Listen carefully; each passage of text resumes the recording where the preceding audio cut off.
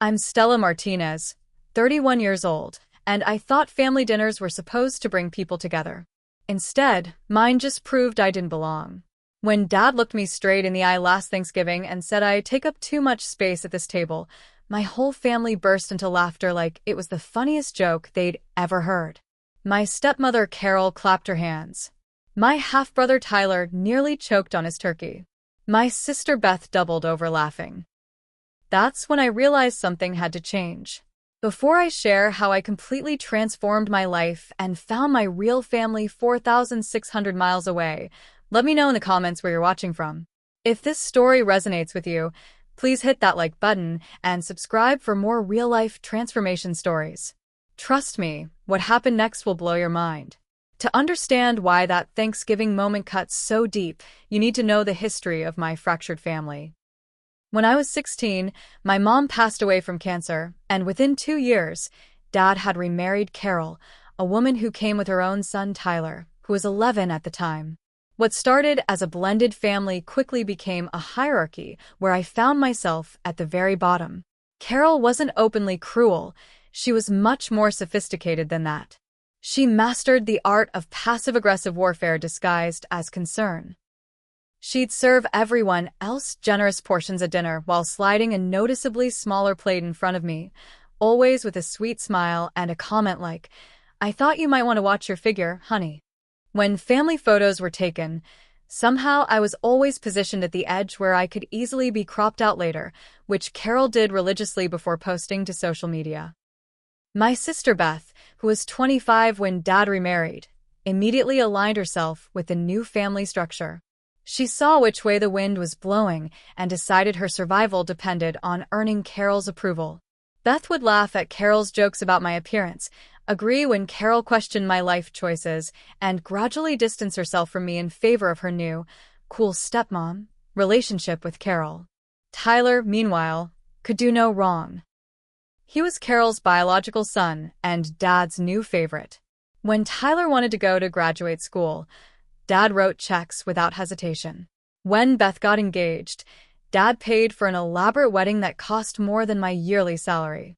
But when I graduated with my marine biology degree drowning in student loans, Dad told me I needed to learn financial responsibility and refused to help. The double standard was so obvious it was painful. My career as a marine biologist was constantly diminished in our household. While Tyler's communications degree was celebrated as strategic and Beth's marketing job was praised as creative, my research on coral reef ecosystems was dismissed as just looking at fish all day. Carol would introduce me to her friends as our Stella. She plays with fish, always with that condescending laugh that made me feel about 2 inches tall. The exclusion wasn't limited to casual slights. Important family events happened without me.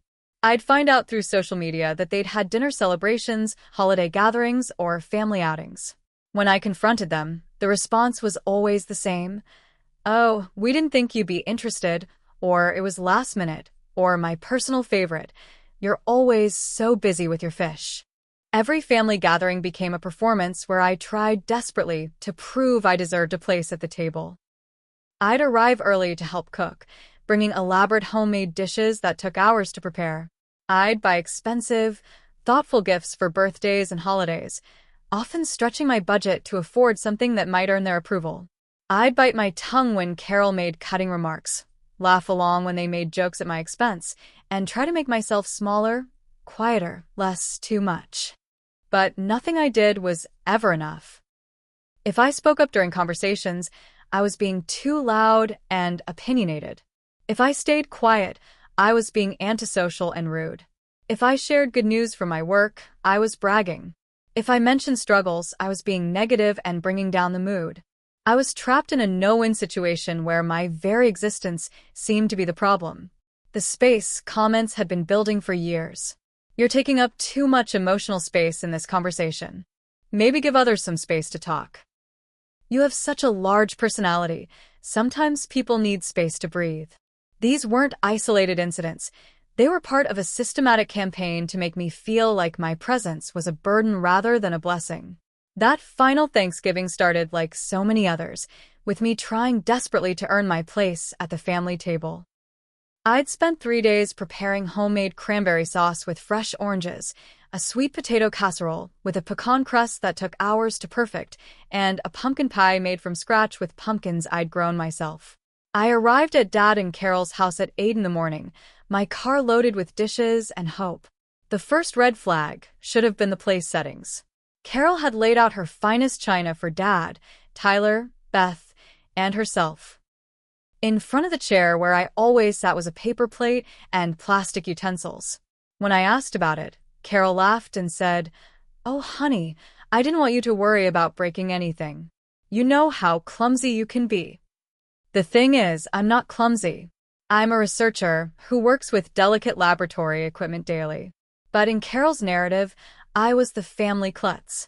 As we gathered around the table, the conversation flowed around me like I was invisible. Tyler dominated the discussion with stories about his new girlfriend Amber, a model he'd met at a coffee shop. Everyone hung on his every word as he described their weekend trips to Scottsdale and her photography career. Beth chimed in with updates about her recent promotion to senior marketing manager, complete with details about her new corner office and company car. When there was finally a lull in the conversation, I tried to share my exciting news. I'd just received notification that I'd been awarded a research grant from the National Science Foundation to study coral bleaching patterns in the Pacific. It was a huge achievement, something I'd worked toward for 3 years. As I started to explain the significance of the grant, Dad cut me off mid-sentence. "That's nice, Stella, but can we not talk about work at the dinner table?" Tyler was telling us about Amber's modeling shoot. The dismissal was so abrupt and cruel that I felt like I'd been slapped. Beth didn't even look up from her phone, and Carol smiled that cold smile that never reached her eyes. I sat there in silence, pushing food around my paper plate while everyone else continued their animated conversations. I felt like a ghost at my own family's table, present but not really there. When my boyfriend Derek called to check in, I stepped outside to take the video call, grateful for any human connection that felt real. Derek could see immediately that something was wrong. "You look upset. What's happening?" I turned the camera so he could see the family through the window, still laughing and talking without any acknowledgement that I'd left the table. "They're acting like I don't exist," I whispered. Derek's face darkened as he watched my family's complete indifference to my absence. When I returned to the table, Tyler was showing videos from his latest weekend adventure. The conversation had moved on to planning Christmas celebrations, and I listened as they discussed gift exchanges, dinner arrangements, and family photos. Not once did anyone ask for my input or check if I had conflicts with the proposed dates. Finally, when there was another pause, I gathered my courage and asked, "Would it be okay if I brought Derek next Christmas? We've been together for 8 months now, and he'd really like to meet everyone." The question seemed reasonable to me. Beth had brought her boyfriend to family gatherings after just 2 months of dating. Tyler's girlfriend Amber had been invited to the last 3 events. Dad set down his fork and looked at me with an expression I'd never seen before. It wasn't anger exactly, it was something colder. Something like disgust. "Stella," he said slowly, "you already take up too much space at this table. I'm not sure we need to add more people to accommodate your needs." The silence that followed lasted maybe 3 seconds, but it felt like an eternity.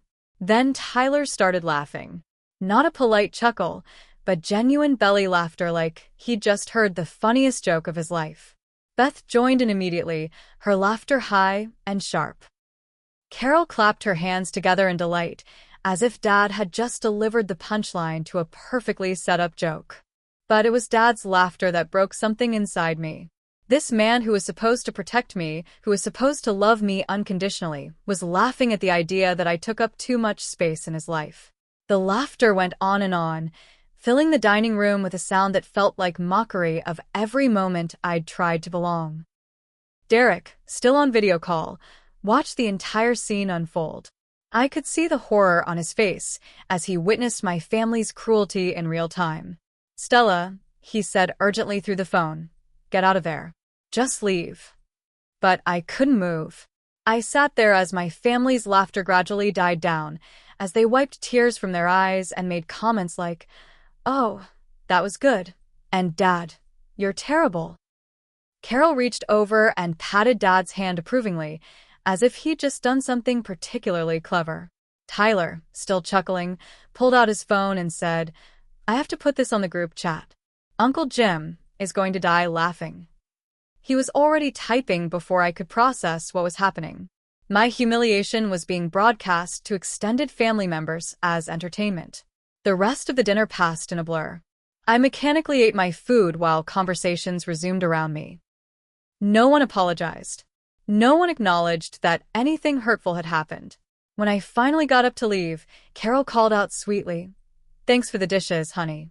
The sweet potato casserole was a little too sweet for my taste, but it was a nice try. As I packed my leftover dishes into my car, Beth followed me outside. I thought for a moment that she might offer some support, some acknowledgement that what had happened was wrong. Instead, she leaned against my car and said quietly, "You know they're not wrong, Stella. You do tend to dominate conversations. Maybe it wouldn't hurt to be a little more self-aware." That night, I sat in my apartment staring at my phone as notifications rolled in. Tyler had shared a video of the dinner table moment in the family group chat, complete with laughing emojis and the caption, "Dad dropping truth bombs at Thanksgiving." Cousins I hadn't spoken to in months were adding their own laughing reactions and comments about my dramatic personality. Derek came over and held me while I cried, but I could see the concern in his eyes. Not concern for my emotional state, but concern about what he'd witnessed. "Maybe we should think about family therapy," he suggested. "This seems like something that could be worked out with professional help." But I knew something Derek didn't understand yet. This wasn't a communication problem that could be solved with therapy. This was a family that had decided I was the problem, and no amount of professional intervention was going to change that fundamental dynamic.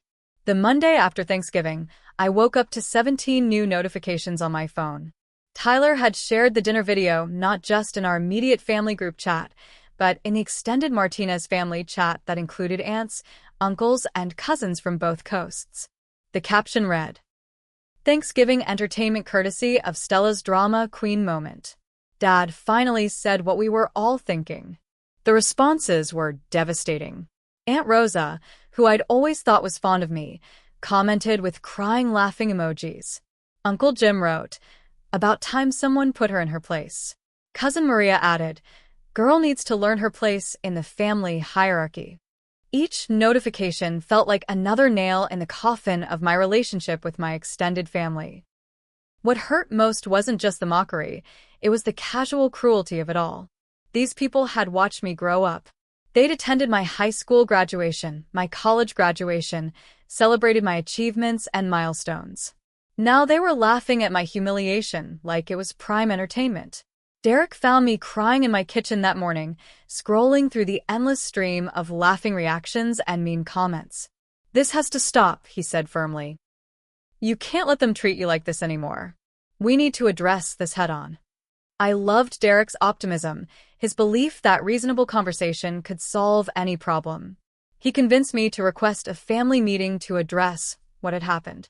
"They're your family," he said. "Deep down, they love you. They just need to understand how their actions are affecting you." The family meeting was scheduled for the following Sunday at Dad and Carol's house.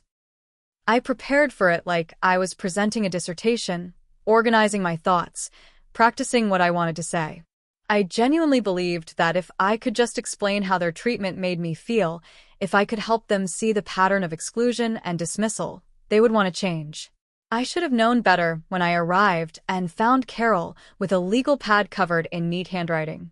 She'd prepared for this meeting too, but not in the way I'd hoped. "Before Stella starts," Carol announced, settling into her favorite chair like a judge taking the bench, "I think we need to address some concerning patterns we've been noticing. I've made a list." My heart sank as Carol began reading from her list.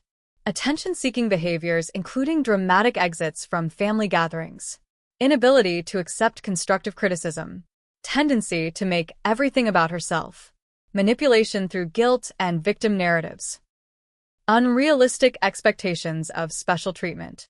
The list went on for what felt like hours. Each item was delivered in Carol's sweet, reasonable tone, as if she was genuinely concerned about my mental health rather than systematically tearing me down. Dad nodded along approvingly, occasionally adding his own observations. "Your mother would be appalled by this behavior," he said at one point, weaponizing my dead mother's memory against me. Beth, who I'd hoped might finally stand up for me, instead chimed in with her own examples. "Remember when you got upset about not being invited to my engagement party planning session? You made my special day all about your feelings." Tyler scrolled through his phone, occasionally laughing at whatever he was reading, making it clear that this conversation wasn't worth his full attention. When I tried to defend myself, to explain that being excluded from major family events wasn't unreasonable to be upset about, Dad cut me off. "This is exactly what we're talking about, Stella. You're playing the victim again. Can't you see how exhausting it is to constantly have to manage your emotional reactions?" The meeting that I'd hoped would bring understanding and healing instead became a 2-hour assassination of my character. Every grievance I'd tried to voice was reframed as evidence of my instability. Every example of their hurtful behavior was dismissed as my misinterpretation or oversensitivity. But the real betrayal came after the meeting, when Beth pulled me aside for what I thought would be a private sisterly conversation. Instead, she delivered the most devastating blow of all. "Stella," she said, not meeting my eyes, "there's something you need to know. I've been talking to Carol about you for years. She was concerned about your behavior, and she asked me to keep her informed about things you told me in confidence." The room spun around me as Beth's words sank in. "What things?"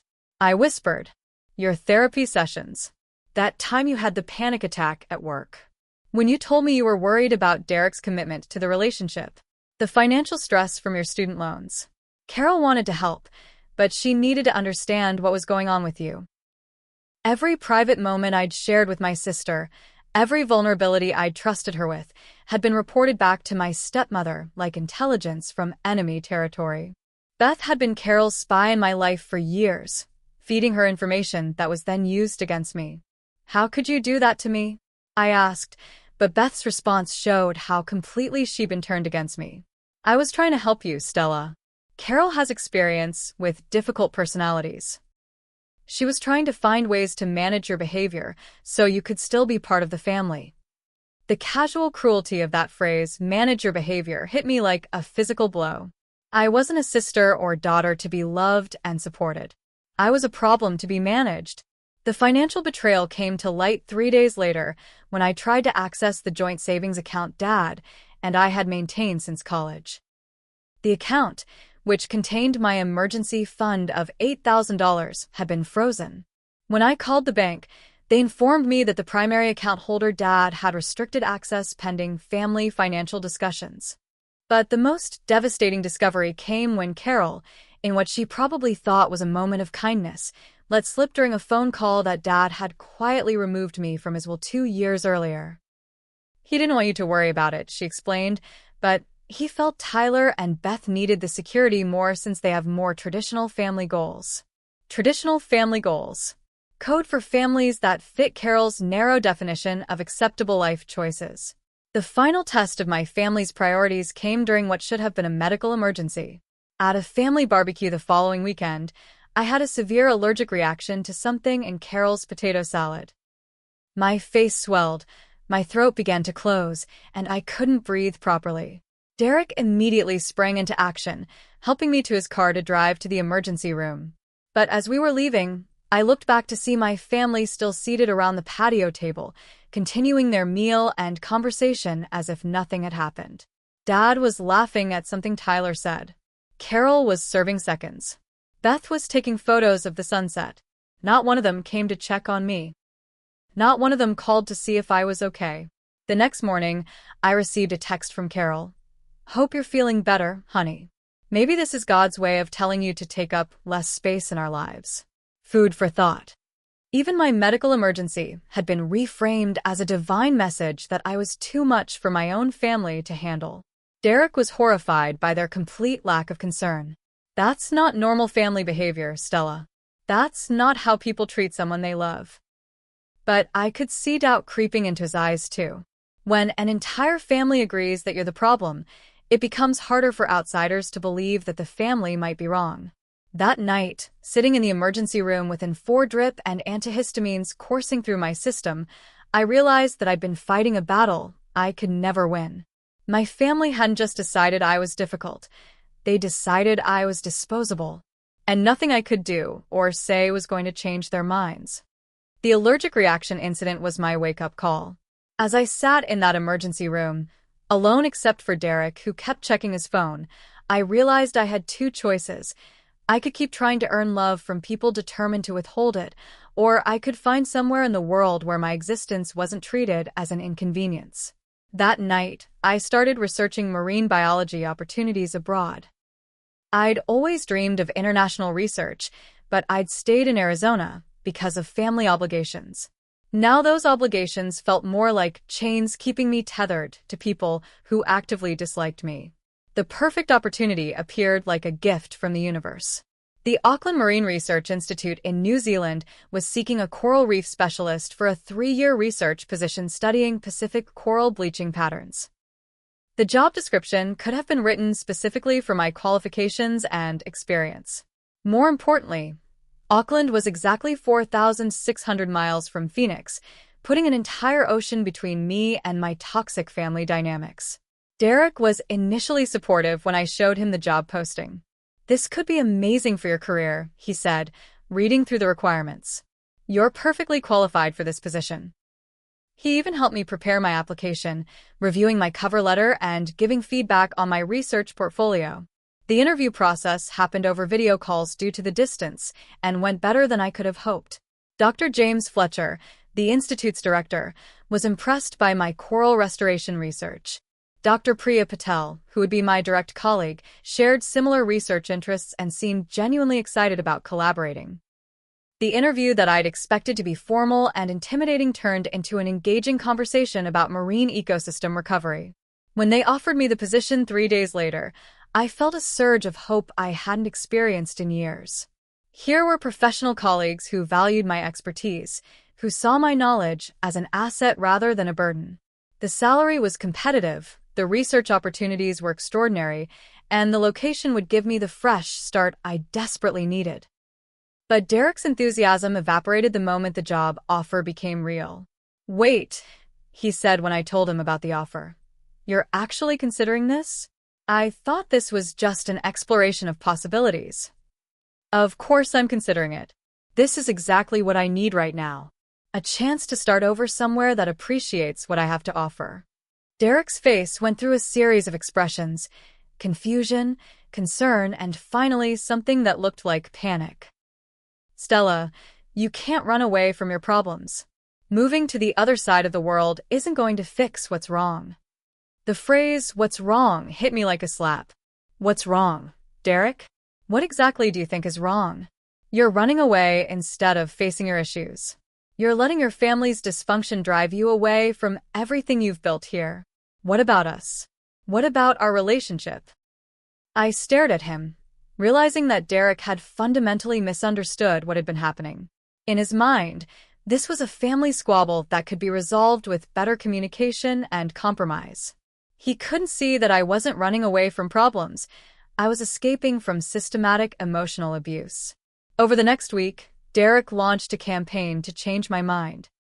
He researched family therapists, found articles about conflict resolution, and even suggested couples counseling to help us work through my family issues together. His heart was in the right place, but his approach revealed how little he understood about the severity of the situation. The betrayal began subtly. Derek mentioned that he'd spoken to Dad about my impulsive decision to take an overseas job. He framed it as concern for my well-being, but I felt a chill when he said it. "Your father is really worried about you, Stella. He thinks this job offer might be too stressful given everything that's been happening." When I confronted Derek about discussing my private decisions with my father without my consent, he became defensive. "I was trying to help. Your dad loves you, even if he doesn't always express it well. He's concerned that you're making life-altering decisions while you're emotionally vulnerable."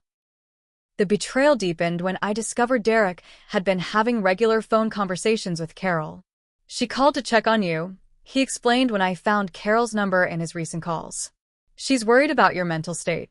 We both think you might benefit from taking some time to work through your feelings before making any major life changes. I felt the ground shifting beneath me as I realized Derek had joined my family's narrative that I was the problem. In his mind, he was being helpful by providing them with updates on my emotional state and decision-making process. In reality, he was feeding information to people who used everything they learned about me as ammunition. The ultimatum came on a Thursday evening when Derek arrived at my apartment with takeout from my favorite restaurant and a serious expression.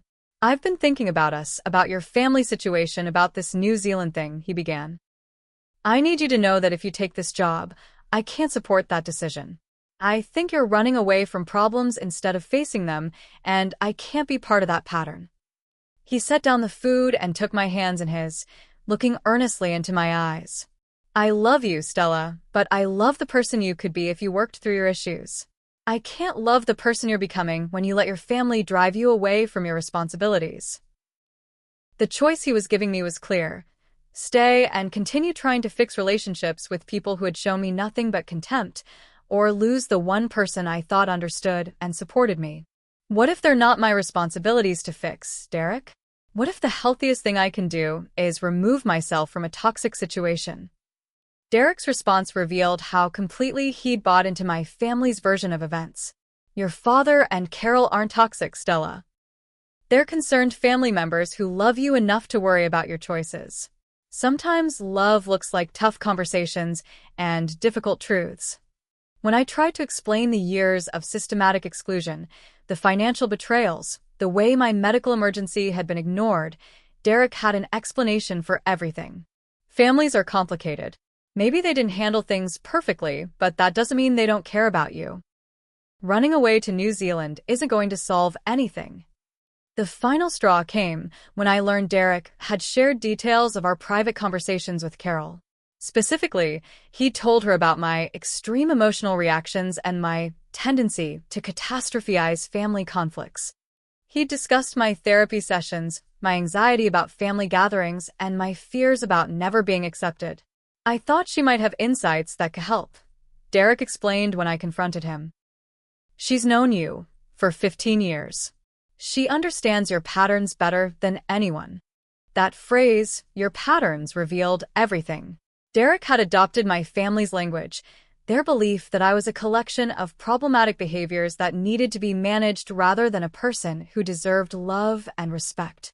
When I told Derek I was accepting the New Zealand position regardless of his ultimatum, his mask of concern fell away. "Fine," he said coldly. "But don't expect me to be here when this adventure fails and you realize you can't run from yourself. Don't expect me to pick up the pieces when you finally understand that the common denominator in all your relationship problems is you." Professional sabotage was Carol's next strategy. She contacted my current workplace, speaking to my supervisor, Dr. Williams, about her concerns regarding my stability and decision-making abilities. Dr. Williams, confused and alarmed, called me into his office to discuss family concerns that had been brought to his attention. "Your stepmother called yesterday," Dr. Williams explained, clearly uncomfortable with the conversation. "She expressed concerns about your mental health and whether workplace stress might be contributing to some family conflicts. She mentioned that you're considering a dramatic career change that might indicate emotional instability." I sat in my supervisor's office, mortified that my family's campaign against me had invaded my professional life. Dr. Williams, to his credit, seemed skeptical of Carol's concerns, but the seed of doubt had been planted. "I assured her that your work performance has been exemplary," he said, "but I wanted to check in with you personally. Is everything all right at home?" The irony wasn't lost on me.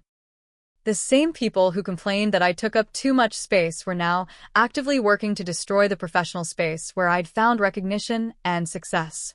They couldn't stand the idea that I might escape their control by building a life where my contributions were valued. That night, I sat in my apartment surrounded by New Zealand immigration paperwork and job contracts, realizing that every person I'd trusted had betrayed me. My family saw me as a problem to be solved. My boyfriend saw me as a project to be fixed. Even my professional reputation was under attack from people who claimed to love me. But for the first time in months, I felt clear about what I needed to do. The choice wasn't between fixing relationships or running away. The choice was between staying in a situation designed to diminish me or moving toward a future where I could flourish. I signed the employment contract that night, officially accepting the position in Auckland. In 67 days, I would be 4,600 miles away from people who thought my existence was too much to bear. For the first time in my adult life, I was going to find out who I could become when I wasn't constantly trying to make myself smaller. I decided to announce my decision at Sunday family dinner, partly because I owed them that courtesy, but mostly because I needed to see their reaction when they realized their campaign to control me had backfired completely. I arrived at Dad and Carol's house with a signed employment contract in my purse and a speech prepared in my mind. The dinner conversation was typical. Tyler dominated with stories about his new job at a tech startup. Beth shared updates about her upcoming vacation to Cabo, and Carol orchestrated the discussion, like a conductor leading an orchestra. I waited until dessert was served before clearing my throat. "I have an announcement to make," I said, keeping my voice steady despite my racing heart. "I've accepted a position with the Auckland Marine Research Institute in New Zealand. I'll be moving there in 8 weeks. The silence that followed was different from the shocked silence after Dad's Thanksgiving comment. This was the silence of people realizing they'd lost control of a situation they thought they were managing. Dad was the first to explode. "Are you out of your mind, Stella? You're abandoning your family over a joke? Over one comment at dinner?" His face turned red as his voice rose. "This is the most selfish, immature response I've ever seen. Your mother would be ashamed." But Carol was already moving into damage control mode. She stood up from the table with the efficiency of a general marshaling troops for battle. "We need to have an intervention," she announced. "This kind of impulsive decision-making indicates serious emotional instability. We can't let Stella destroy her life because she's having an emotional breakdown." Within an hour, Carol had assembled what she called a support network, but what felt more like a tribunal. Tyler canceled his evening plans to stay. Beth drove over from her apartment. Most devastatingly, Derek arrived with a prepared speech about how my decision was evidence of untreated mental health issues. They arranged themselves around the living room like a courtroom, with Carol presiding from her favorite armchair. Dad sat beside her, his arms crossed and his face stern. Tyler perched on the couch arm, scrolling through his phone while occasionally adding sarcastic commentary. Beth positioned herself strategically between me and the door, as if she thought I might try to escape. Derek's presence hurt the most because I'd trusted him with my deepest fears and vulnerabilities, and now he was using that intimate knowledge against me. "Stella," he began, reading from notes he'd obviously prepared with Carol's input, "we're here because we love you, and we're concerned about the pattern of destructive decision-making we've been observing." Each family member took turns presenting their case against my choice to leave. Tyler called me selfish for abandoning the family right when they needed me most, though he couldn't articulate what exactly they needed from me besides my continued presence as their emotional punching bag. Beth tearfully explained how embarrassing it would be to tell people that her sister had run away to another country instead of working through family problems like a mature adult. Derek delivered the most painful attack by framing my escape as evidence of psychological instability. "Healthy people don't make life-altering decisions based on temporary emotional reactions," he said, looking directly at me with what he probably thought was compassionate concern. "Moving to the other side of the world isn't going to heal whatever's broken inside you. You need therapy, not geography." But it was Dad's manipulation that finally broke something open inside me. He leaned forward in his chair, his voice taking on the tone he used to use when I was a child and had disappointed him. "Your mother and I raised you to be part of a family, not to run away when things get difficult. She's looking down on you right now, Stella, and she's disappointed in the person you've become." Something snapped inside me at that moment. The years of documentation I'd been unconsciously keeping, all the slights and dismissals and cruelties, suddenly organized themselves into a clear narrative. I reached into my purse and pulled out my phone, where I'd been screenshotting and saving evidence of their treatment for months without really understanding why. "You want to talk about patterns?" I said, my voice growing stronger with each word. Let's talk about patterns. Let's talk about how you forgot my birthday 3 years in a row, but never missed Tyler's. Let's talk about how you paid for Beth's wedding and Tyler's graduate school, but told me I needed to learn financial responsibility when I needed help with student loans. I started reading from my phone, sharing screenshots of family group chats where they'd made plans without including me, social media posts from family gatherings I hadn't been invited to, text messages where they dismissed my achievements and mocked my career. Let's talk about how you removed me from your will without telling me, Dad. Let's talk about how, Carol, you've been collecting information about my private therapy sessions from Beth for years. Let's talk about how when I had an allergic reaction and couldn't breathe, you all kept eating dinner instead of checking if I was okay. With each example I shared, their expressions changed from confidence to discomfort to something approaching panic. These weren't isolated incidents or misunderstandings. This was a pattern of systematic exclusion and emotional abuse that I documented without realizing it. But instead of acknowledgement or apology, they doubled down on denial. Carol insisted I was remembering things wrong and taking normal family interactions out of context. Dad accused me of keeping score and being unable to let go of minor slights. Beth claimed I was cherry-picking negative moments and ignoring all the ways they'd shown they cared. Derek, meanwhile, was furiously taking notes, clearly planning to use everything I'd shared as further evidence of my need for psychiatric intervention.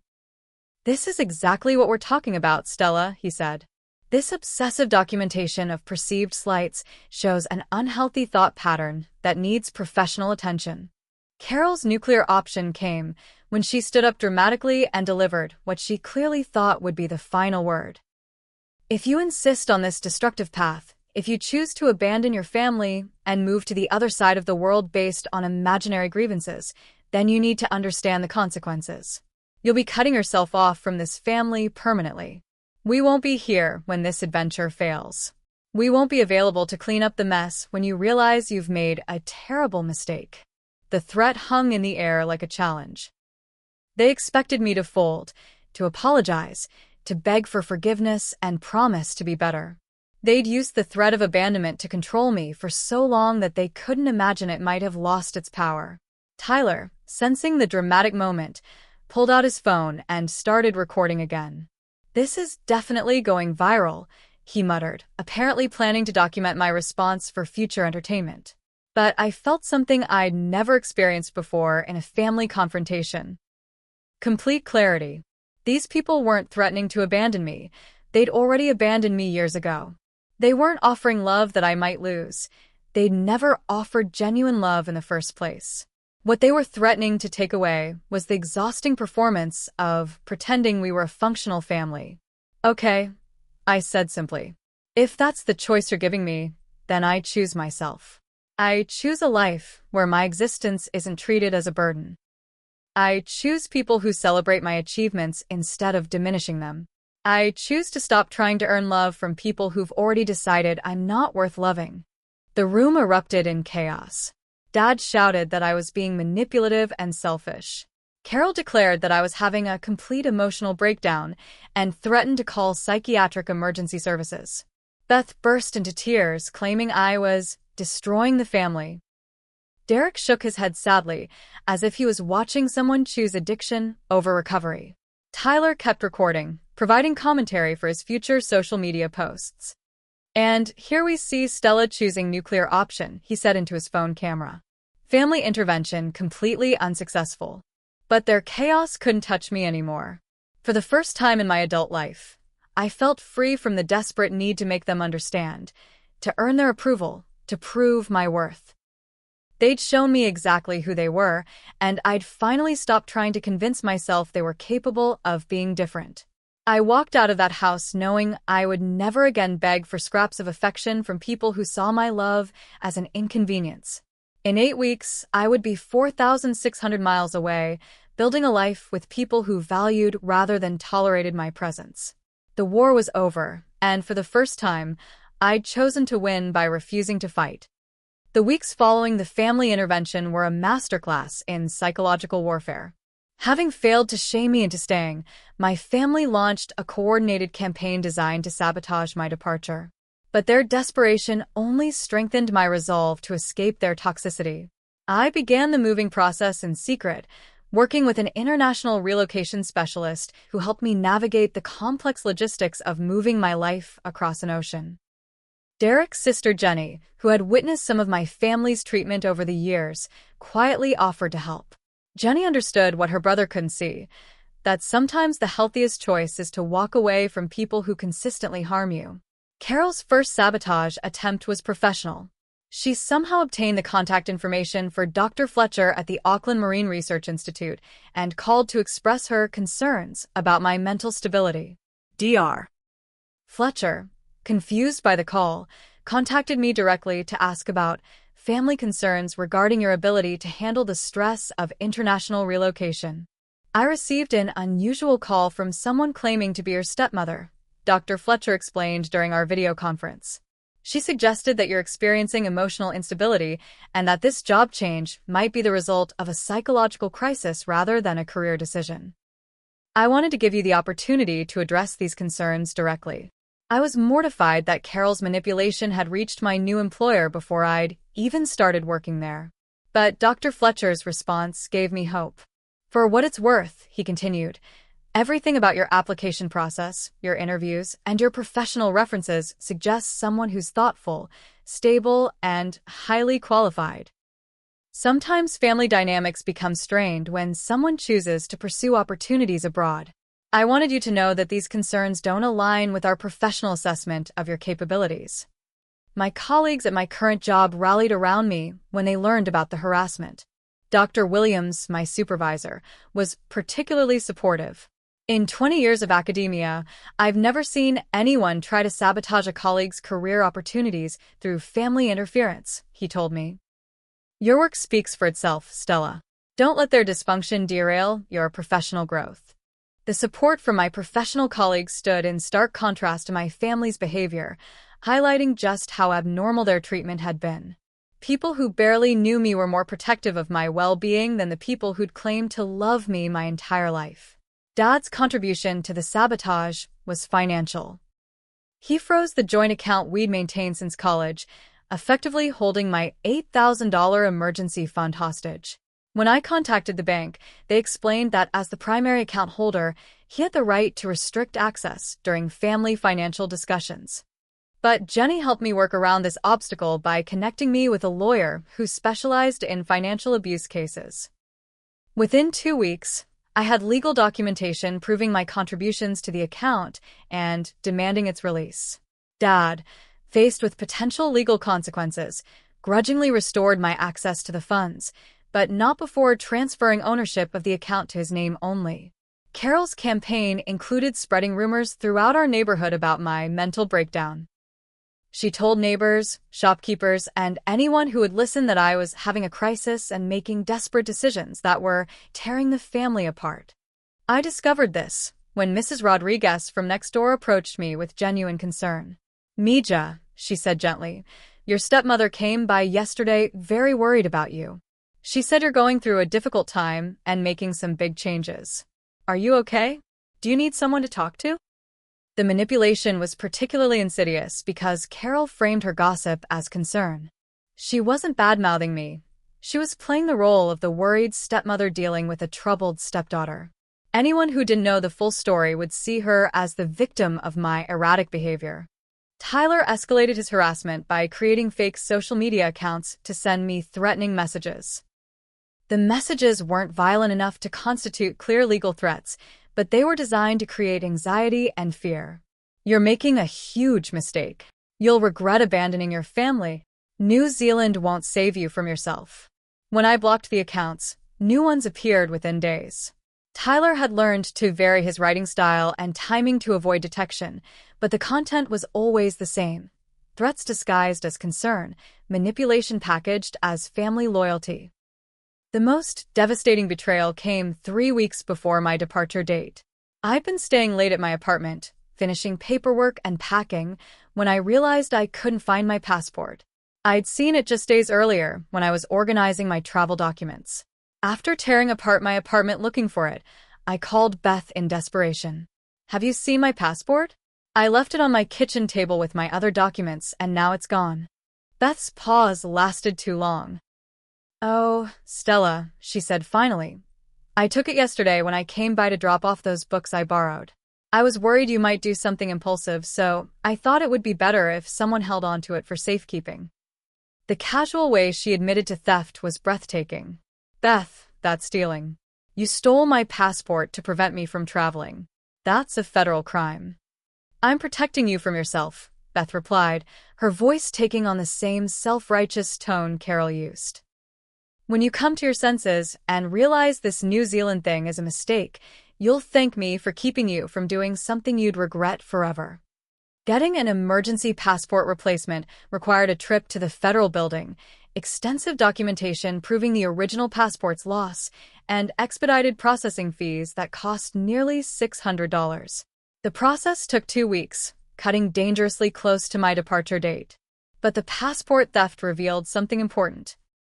My family was genuinely panicking about my escape. All their manipulation and control tactics had failed, and they were resorting to increasingly desperate measures to maintain their power over me.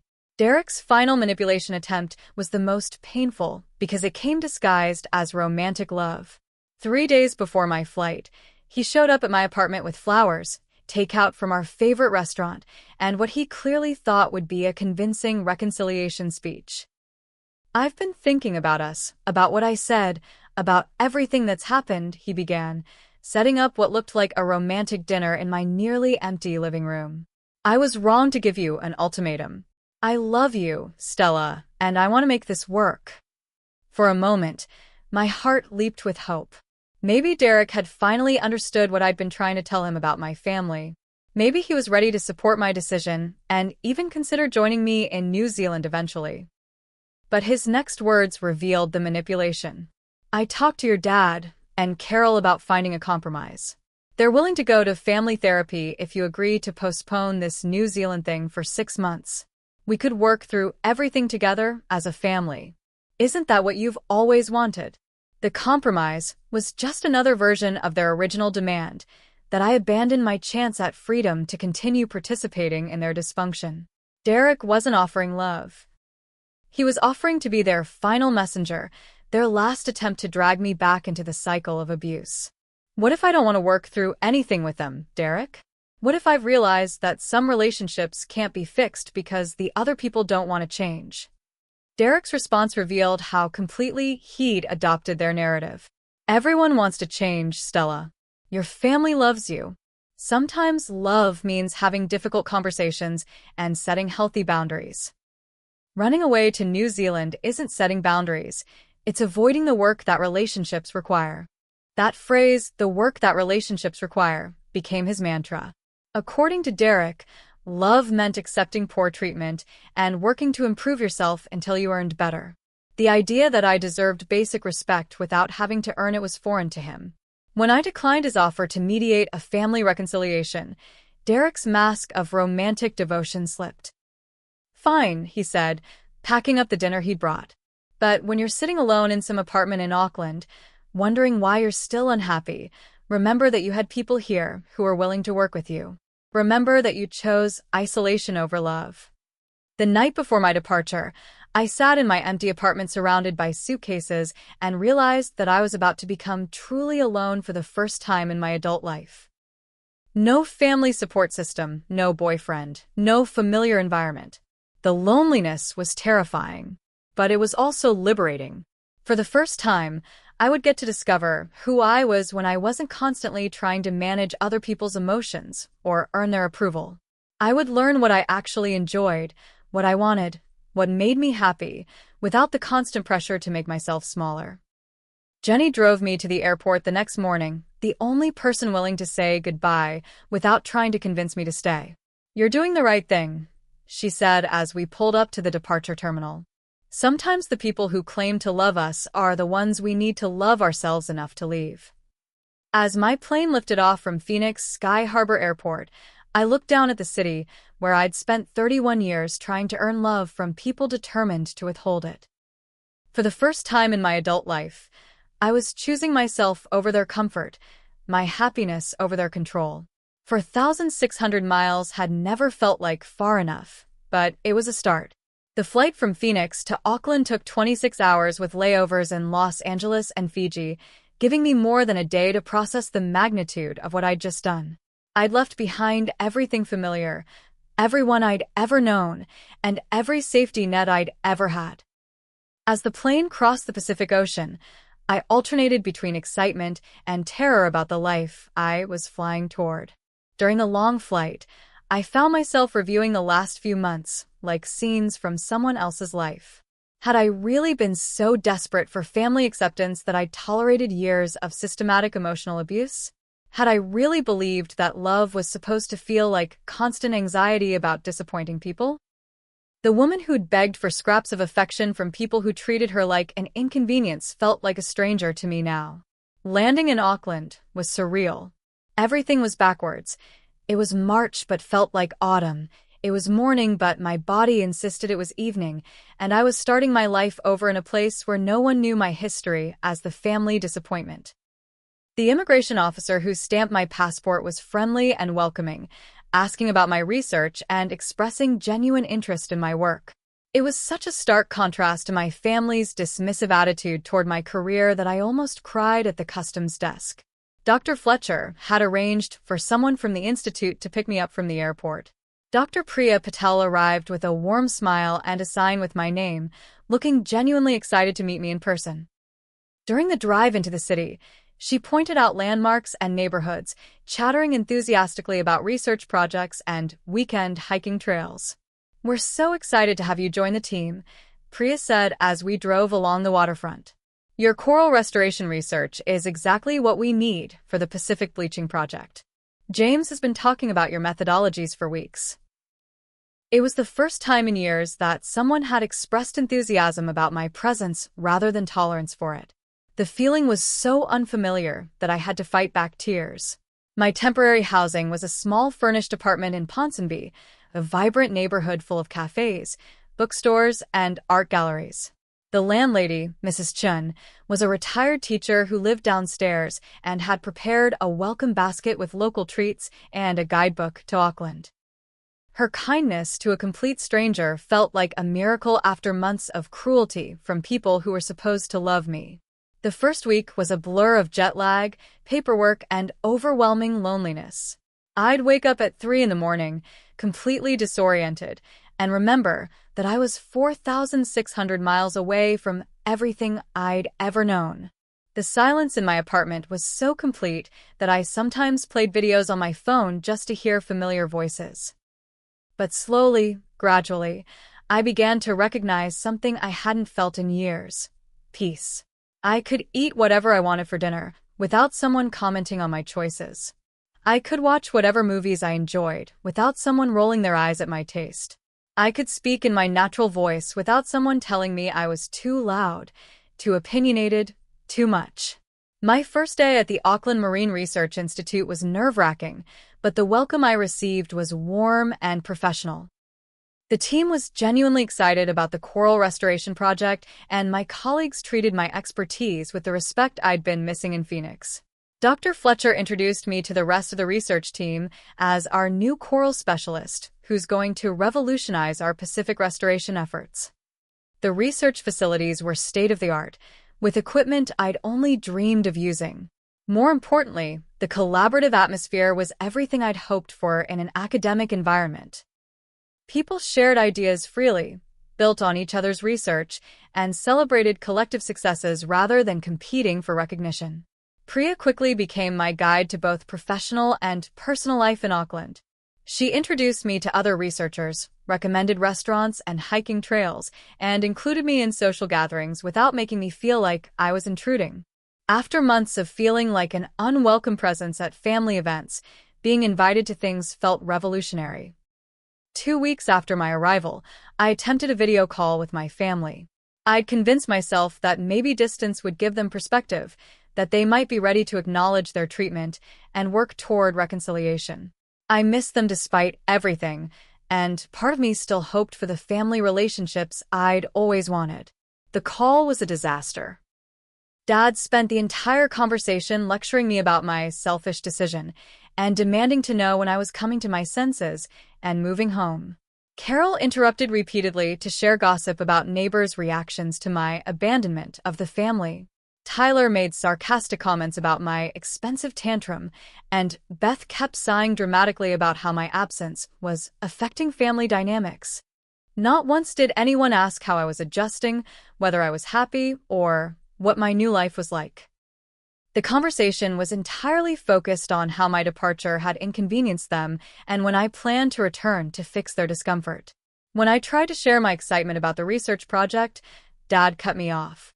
"That's all very nice, Stella, but when are you going to stop playing with fish and come home to deal with real life?" The dismissiveness that had once devastated me now felt pathetic. These people couldn't even pretend to be interested in my well-being for the length of a video call. I ended the conversation early and blocked their numbers on my phone. If they wanted to contact me, they could send emails that I could read and respond to on my own terms. But the most healing moments came from unexpected kindness. Mrs. Chen invited me for tea and homemade cookies, asking thoughtful questions about my research and sharing stories about her years as a teacher. The barista at the coffee shop near the institute learned my order and always had a warm smile when I arrived for my morning caffeine fix. Colleagues invited me to weekend barbecues and hiking expeditions, treating me like a valued friend rather than a burden to be managed. One evening, as I sat on my balcony overlooking Auckland Harbor, watching the sunset paint the sky in shades of gold and pink, I realized I felt something I'd forgotten was possible: contentment. For the first time in my adult life, I wasn't anxiously monitoring everyone else's reactions to my presence. I wasn't walking on eggshells or trying to make myself smaller. I was just existing, peacefully, in a space where my existence was welcomed rather than tolerated. The loneliness was real, and some nights I cried for the family relationships I'd always wanted but would never have. But the loneliness was clean and honest, unlike the painful isolation I'd felt while surrounded by people who claimed to love me but treated me like an inconvenience. 3 weeks into my new life, I received an email from Derek. He'd somehow obtained my new contact information and wanted to check in on my emotional state. The email was full of concerns about my isolation and suggestions that I reach out for support if I was struggling with the consequences of my decisions. But I wasn't struggling. I was thriving. I was sleeping better than I had in years. I was excited about my work. I was making genuine friendships with people who appreciated rather than tolerated my personality. I was discovering who I could be when I wasn't constantly trying to earn love from people determined to withhold it. I deleted Derek's email without responding. The last thing I needed was updates from people who were invested in my failure. As I fell asleep that night, listening to the sounds of Auckland Harbor outside my window, I realized that I'd finally found what I'd been looking for my entire life: a place where I belonged, people who valued my contributions, and the freedom to exist without constantly justifying my right to take up space. For 1,600 miles hadn't just given me distance from toxic relationships, it had given me perspective on what healthy relationships could look like. And for the first time in my life, I was excited to find out who I would become when I wasn't afraid of being too much. 3 months into my Auckland adventure, I was settling into a rhythm that felt more natural than any life I'd ever lived.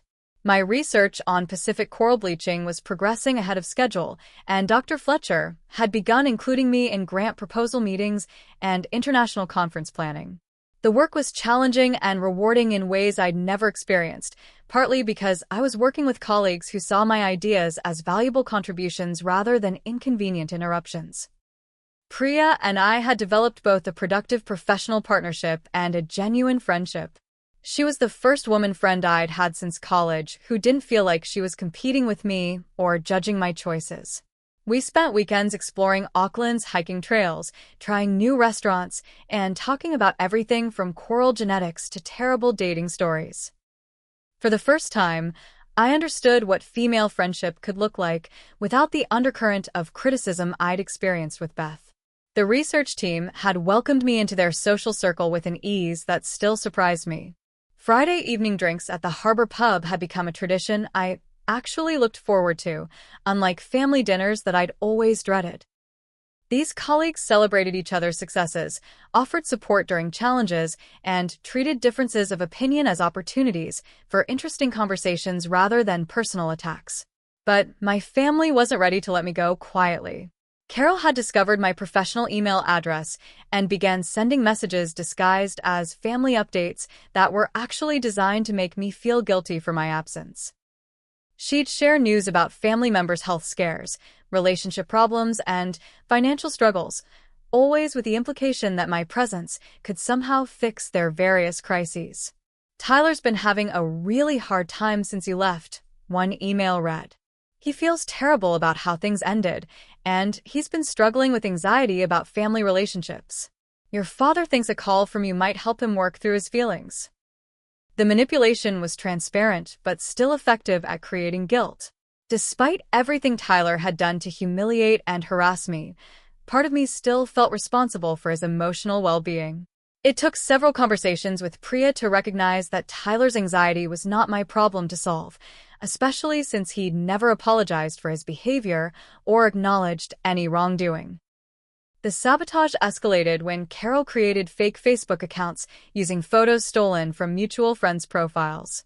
These accounts began posting in community groups and professional forums where I might be mentioned, spreading rumors about my mental instability and abandonment issues.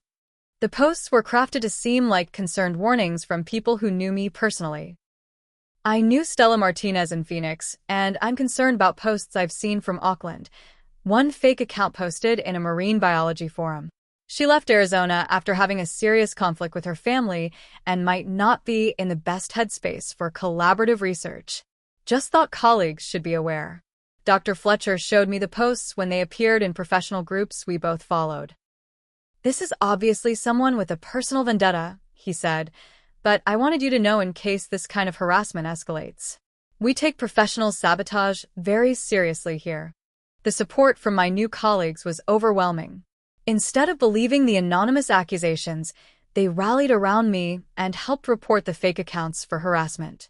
Several senior researchers who'd worked with me wrote strong rebuttals defending my professionalism and character. Tyler's harassment had evolved, too. He'd begun sending emails to my Auckland colleagues, posing as a concerned family member worried about my emotional stability. He crafted messages that seemed thoughtful and loving while actually undermining my professional reputation. "Hi, I'm Stella's brother, and I'm worried about her," one email to Dr. Fletcher read. "She left home very suddenly after some family disagreements, and we're concerned that she might be struggling more than she's letting on. I just want to make sure she has support systems in place, since she's so far from family." The emails were sophisticated manipulation designed to plant seeds of doubt about my reliability and emotional stability. But Tyler had underestimated my new colleague's intelligence and loyalty. Dr. Fletcher forwarded the email to me with a note. "This seems like harassment disguised as concern. Would you like us to pursue legal action?" Dad's final escalation was threatening complete disownment unless I returned to Phoenix within 30 days. His email was formal and cruel, written like a legal document rather than communication from a father to a daughter. "If you do not return home and address the damage your selfish actions have caused to this family, you will no longer be considered a Martinez family member. Your abandonment of family responsibilities constitutes a fundamental betrayal of the values your mother and I worked to instill in you." The threat that might have devastated me 6 months earlier now felt empty. Dad was threatening to take away something he'd never actually given me: unconditional love and acceptance. Being officially disowned by people who'd never truly owned me felt more like freedom than punishment. Beth's attempted reconciliation was perhaps the most insidious because it came disguised as sisterly love. She sent a long, emotional email apologizing for misunderstandings and expressing desire to work through our differences. But buried in the loving language were the same old patterns, minimizing their behavior, blaming my sensitivity, and demanding that I return home to fix relationships I hadn't broken. "I know I made mistakes," Beth wrote, "but families are supposed to forgive each other. Running away to New Zealand doesn't solve anything. We need to talk through our issues face to face." Can't you at least come home for Christmas so we can work things out properly? The email was carefully crafted to make me feel guilty for prioritizing my well-being over family comfort. But I could see the manipulation clearly now, freed from the desperation to believe my family actually wanted what was best for me. The most unexpected sabotage came when Derek appeared in Auckland unannounced. He showed up at the Marine Institute one afternoon, claiming he was in New Zealand for business and wanted to surprise me. The surprise felt more like an ambush, especially since he'd clearly coordinated his visit with my family's pressure campaign. Derek looked terrible, exhausted and stressed in ways I'd never seen before. Over coffee near the harbor, he launched into a prepared speech about how much he missed me and how wrong he'd been about our relationship. "I've been thinking about what you said, about your family's treatment of you," he began. "Maybe I didn't understand how serious it was. Maybe I was too focused on trying to fix things instead of supporting you." For a moment, I felt hope that Derek had genuinely changed his perspective. But his next words revealed the manipulation. "The thing is, Stella, running away doesn't solve anything. Your family is falling apart without you there to hold everyone together. Your dad's health is suffering from the stress. Carol's having anxiety attacks. Tyler's grades are dropping because he feels so guilty about how things ended. Everything was somehow my fault, and my healing was somehow selfish." According to Derek, love meant sacrificing my well-being to manage other people's emotions and choices. When I declined his offer to mediate a family reconciliation, Derek's desperation became obvious. "What if we got married, Stella? What if I moved here, and we built a life together? Would that prove that I'm committed to supporting your choices?" But marriage proposals born from manipulation and family pressure aren't romantic gestures. They're trapdoors. Derek wasn't offering to build a life with the person I'd become. He was offering to recreate the same dysfunctional dynamics in a new location.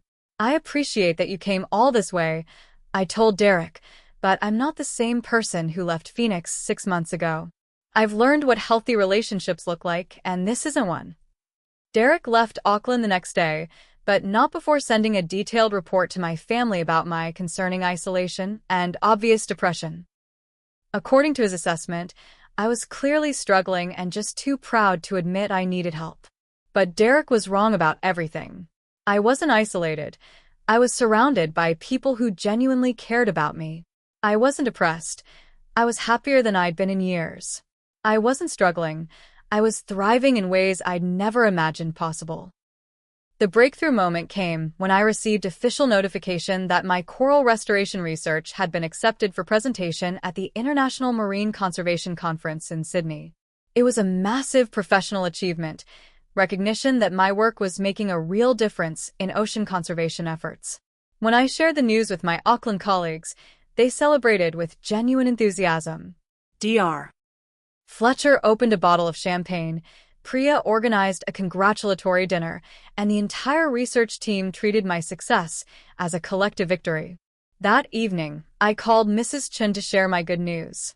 Her pride and excitement felt more like family love than anything I'd received from my biological relatives in years. "I knew you were special from the moment you arrived," she said, her voice warm with affection. "Your parents would be so proud if they could see what you've accomplished." But my parents weren't there to see it. The people who'd raised me had chosen criticism over celebration, control over support, and their own comfort over my happiness. The family I'd always wanted had been right here in Auckland all along, built from colleagues who became friends, friends who became chosen family, and strangers who offered kindness without expecting anything in return. For the first time in my adult life, I felt truly successful not just professionally but personally. I was surrounded by people who celebrated rather than diminished my achievements, who supported rather than sabotaged my dreams, and who loved the person I actually was rather than trying to change me into someone else. 4,600 miles hadn't just given me distance from toxic relationships, it had given me the space to build healthy ones. And for the first time, I understood that family isn't determined by biology or legal documents. It's created by mutual love, respect, and genuine care for each other's well-being. 6 months after arriving in Auckland, I hosted my first dinner party in my new apartment. I'd finally moved out of temporary housing into a beautiful space overlooking the harbor, complete with a dining room table that I'd chosen specifically for its ability to expand and accommodate as many people as wanted to join us. The symbolism wasn't lost on me. I was building a table where everyone was truly welcome. The guest list represented the chosen family I'd built from scratch. Priya arrived with homemade naan bread and stories about her latest dating disasters. Dr. Fletcher brought wine and updates about our upcoming conference presentation. Mrs. Chen contributed her famous dumplings and warm hugs that felt more maternal than anything I'd received from Carol. Connor, a marine photographer I'd been dating for 2 months, brought his cameras and infectious enthusiasm for life. As we gathered around my table, I marveled at how different this felt from family dinners in Phoenix. The conversation flowed naturally from person to person, with everyone contributing and no one dominating. When I shared stories about my research, people listened with genuine interest and asked thoughtful questions. When others spoke, I felt included in their excitement rather than excluded from their experiences. To Stella, Dr. Fletcher raised his glass in a toast, for bringing passion and innovation to our research, and for reminding all of us what collaboration should look like. Everyone raised their glasses, and I felt tears in my eyes. These people were celebrating my contributions rather than tolerating my presence. They appreciated my passion instead of telling me to tone it down. They valued my voice rather than asking me to make space for others. News from Phoenix filtered through occasionally, and it painted a picture of a family struggling to maintain their dynamics without someone to scapegoat. Tyler had been fired from his startup job after his harassment of me came to light, and his employers discover his pattern of online bullying. Derek's rebound relationship had imploded when his new girlfriend witnessed his obsessive behavior regarding his ex who moved to New Zealand. Most tellingly, Dad and Carol's marriage was showing strain without me there to absorb their combined negativity. Beth had mentioned in one of her increasingly desperate emails that Dad and Carol were attending marriage counseling because they couldn't stop fighting about everything. The pattern was predictable. Toxic family systems often collapse when the scapegoat refuses to play their assigned role. Without me there to blame for their problems, they had to face their own dysfunction. Beth's attempts at reconciliation became increasingly manipulative. Her emails alternated between apologies that blamed my sensitivity. "I'm sorry you felt hurt by our family dynamics." Guilt trips about family events I was missing. "Everyone asks about you at gatherings and it's so sad." And veiled threats about permanent consequences. "If you don't come home soon, you might find that the family has moved on without you." But the threats that might have devastated me a year ago now felt like pathetic attempts to regain control. I'd learned to recognize manipulation disguised as love, and I wasn't interested in participating anymore. The turning point came when I received a call from Derek's sister Jenny, who wanted to apologize for her brother's behavior and share some news. "Derek's been telling everyone that you're having a breakdown in New Zealand and that he's planning to fly back there to rescue you," she said. "I thought you should know so you can protect yourself." But Derek's rescue mission never materialized, partly because I'd taken legal steps to prevent further harassment. With the help of an Auckland lawyer who specialized in international harassment cases, I'd filed restraining orders that made it clear that any uninvited contact from family members or Derek would result in legal consequences. The professional success continued to validate my decision to leave. My coral restoration research was gaining international recognition, and I'd been invited to speak at conferences in Australia, Japan, and California. The work that my Phoenix family had dismissed as playing with fish was making a real difference in ocean conservation efforts. More importantly, I was discovering aspects of my personality that had been suppressed for years. Without constantly monitoring other people's reactions, I found that I was naturally funny, optimistic, and adventurous. I enjoyed hiking, tried surfing, took up photography, and discovered that I actually loved cooking when I wasn't trying to earn approval through elaborate meals. Connor, my marine photographer boyfriend, often commented on my laugh. "You have the best laugh," he'd say. "It's so genuine and joyful. I bet you didn't laugh much before you moved here." He was right. I'd spent so many years trying to be smaller, quieter, less too much, that I'd forgotten how to be genuinely happy. Auckland had given me permission to exist at full volume, and the result was a version of myself I'd never known existed. The final test came when Beth announced she was getting divorced and asked if she could visit Auckland to get away from everything and spend time with her sister. The request was loaded with expectation that I would provide emotional support for someone who'd spent years providing information about me to my enemies. But I'd learned to distinguish between genuine requests for support and manipulative attempts to re-establish control.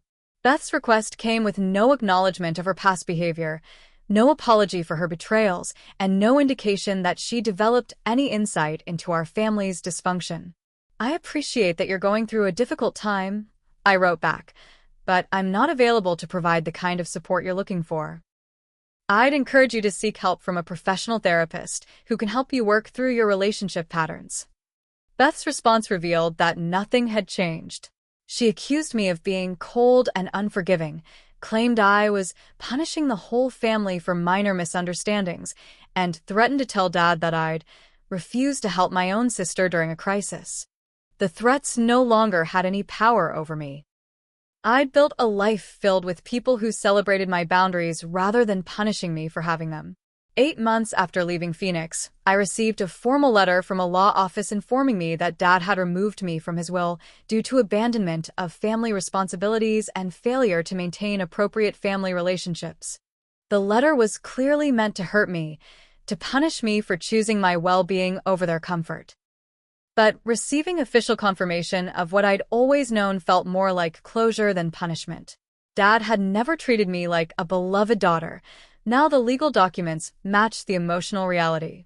That evening, I sat on my balcony overlooking Auckland Harbor, watching the sunset paint the sky in brilliant oranges and purples. Connor was editing photos at my kitchen table, occasionally calling out to share something particularly beautiful he'd captured. Priya was texting about weekend plans, and Mrs. Chun had left homemade cookies by my door with a note about how proud she was of my latest research publication. I thought about the woman who'd sat at that Thanksgiving table 8 months ago, desperate for crumbs of acceptance from people who saw her existence as an inconvenience. That woman had believed that family was something you were born into rather than something you built through mutual love and respect. Now I knew better. Family isn't determined by shared DNA or legal documents.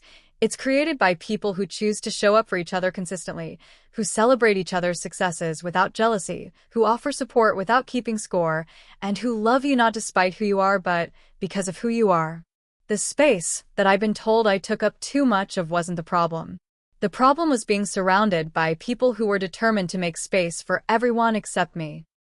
Now I was surrounded by people who made space gladly, who expanded their tables to include me, who saw my presence as a gift rather than a burden. As I fell asleep that night, listening to the gentle sounds of Auckland Harbor outside my window, I realized that I'd finally found what I'd been searching for my entire life. A place where I belonged exactly as I was, people who valued my voice rather than asking me to quiet it, and the freedom to exist without constantly justifying my right to take up space.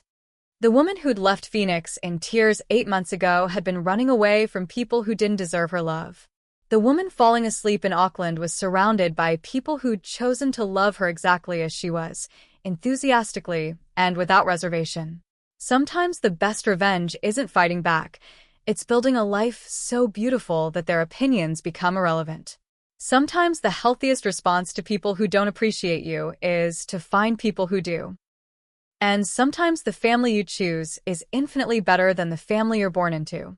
4,600 miles had been exactly far enough to discover that I'd never been the problem. I'd just been trying to bloom in soil that was never meant to nurture me.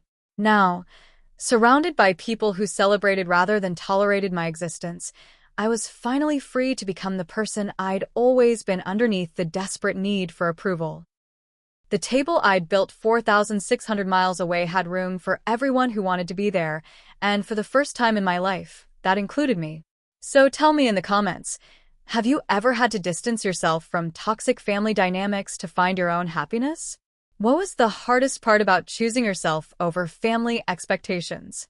I'd love to hear your stories of building chosen families and finding your place in the world. And if this story resonated with you, please hit that like button and subscribe for more real-life transformation stories. Share this with anyone who might need to hear that sometimes the most loving thing you can do is walk away from people who don't know how to love you properly. Thank you for listening to my journey, and remember, you deserve to take up space in this world, and the right people will celebrate rather than tolerate your presence. Until next time, keep building tables that have room for everyone who wants to belong, including yourself.